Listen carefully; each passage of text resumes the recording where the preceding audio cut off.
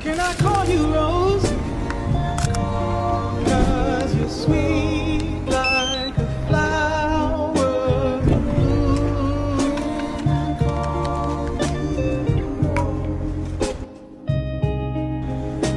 Can I call you Rose? 'Cause your fragrance takes over the room. Circle.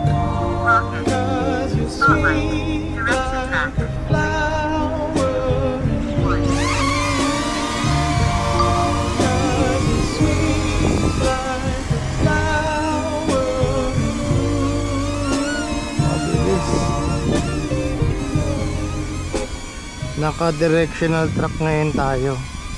So every time na maglalakad tayo, susundan niya tayo sa harap.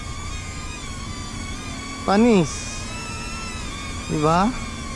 Ang galing nito, no? Kaso mabilis yung sensitivity natin. Tingnan natin kung lalapit. Tingnan natin kung lalapit siya. Malakas ang hangin.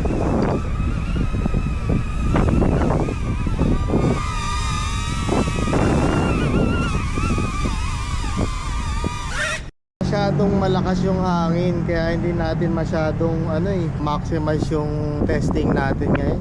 Nakakakaba baka bumangga o hindi natin makontrol. Maganda talaga, may magandang pwesto talaga.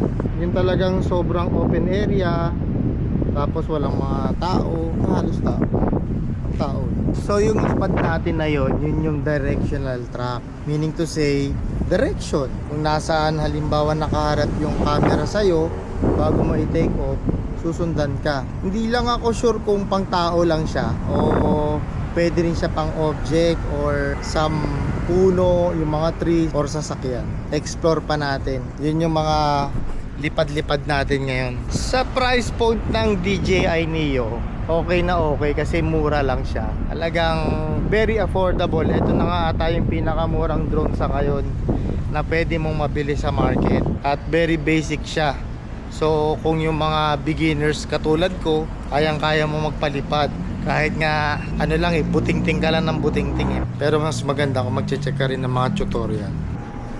Oy nga pala, bago tayo matapos, don't forget to subscribe this channel para sa mga susunod pa nating mga videos. See ya!